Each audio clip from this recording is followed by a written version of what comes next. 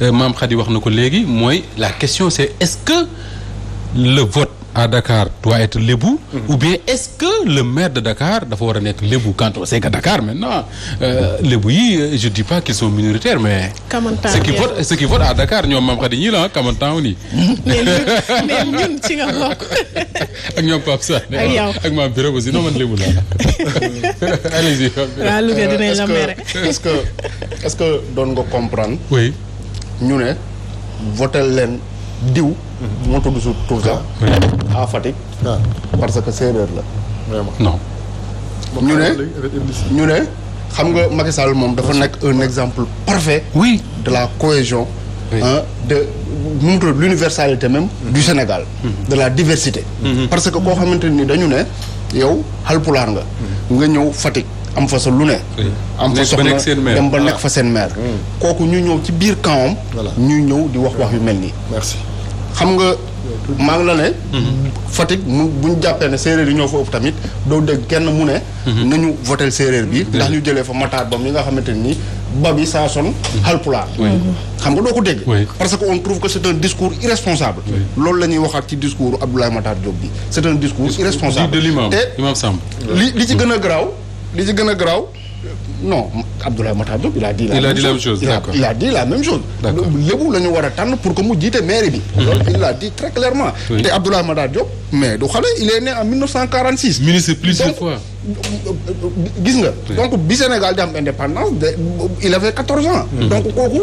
taw Senghor ba léegi mu ngi yëngatu ci affaire politique donc bu ñu toogee ba discours yu mel nii yoo xamante ne day féewule Sénégalais yi da leen di diviser di jógee ci ñoom mooy que y a problème mais nag man bettuma xam nga élection yi di ñëw nii dafa am enjeu énorme boo xamante ni ku ci moytuwul Macky Sall dina la dugal ci loo xamante ne nii balaa nga see génn 2024 sax après moom du tax nga génn si parce que enjeu yi mooy que la capitale kii bu ko opposition bi gagné rek ça paraît clair que Macky Sall moom 2024 jarul sax muy xalaat a présenté waat parce que la capitale elle est fondamentale te gis nañ ko en 2009 quand l'opposition avait gagné fii nii tout à fait non seulement ça montre que capitale bi ñoom ñoo fi teg nu mu tudd opposition moo fi teg tànk que buy def manifestation mun nañu xalaat ne nit ñi dinañ fa bëri et tout ça donc enjeu yi moo énorme ce qui fait que Macky Sall tey jii nii pour gagner cette élection-là mu ngi pousse certains leaders à nu mu tuddati se comporter d'une certaine façon boo xamante ni Sénégalais bu ko dégg da nga koy déplorer te sortie bii mu dem bàyyi koog ñoom ci la bokk xam nga dañuy fàtte benn affaire affaire lébu yi oui ñu wax sànq soxna si mu ngi wax sànq affaire Mamadou Dia Mamadou Dia xam nga ku xelam màcc la parce que ñu bari xamuñu lu tax mu jëlee capitale bi Saint-Louis indi ko fii indi ko Dakar xam nga lu la dafa xamoon ne les lébu avaient des velléités de rester sous la coupole de la France en étant territoire ou d'outre-mer xam nga loolu donc lébu yi su ñu leen bàyyee woon temps boobu en tout cas heure bi Dakar day dépendre de la France comme Martinique wala doom yi ah oui il y avait cette velléité là loolu moo tax Mamadou Dia yàlla na ko yàlla yërëm et puis moo doon un homme politique du n'importe qui Mamadou Dia c'est un homme d'État mu xalaat loolu mu déplacé capitale bi Saint-Louis indi ko fii indi ko Dakar loolu la donc léegi bu ñëw toog mu toogaat ba léegi kii bi neex nga toogaat léegi naan dañuy jël doomu Dakar rek. d'accord alors Pape la classe politique au Sénégal koo ci wax rek mu dénoncer le discours ethnique nangam ak nangam ñoom ñëpp nag alors est-ce que dire que maire Dakar dafa war a nekk lébu est-ce que c'est pas une manière de cautionner le vote ethnique kon tey su ma neexee man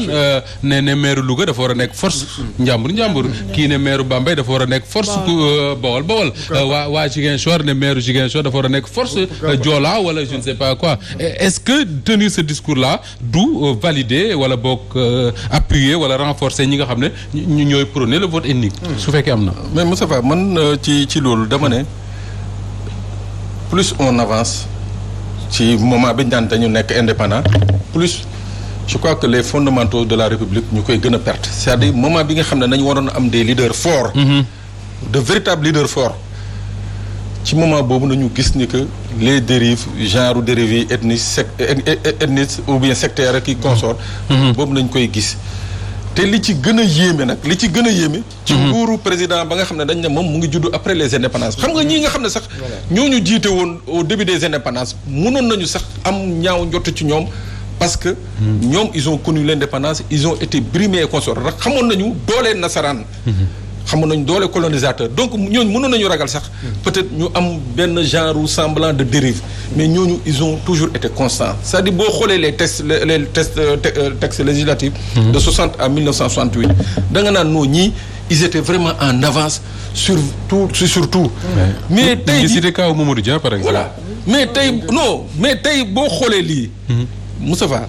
seetlul nguuru président Macky Sall parce que tamit faw ñu wax ko tamit parce que loolu mooy réalité bi. parce que moo jiite ci nguuram la mbir yi commencé. ci nguuram la nit ñi commencé di indi ay mbirum waaso di indi ay mbirum xet di indi ay yeneen mbir ba nit di taxaw mën a taxaw. naan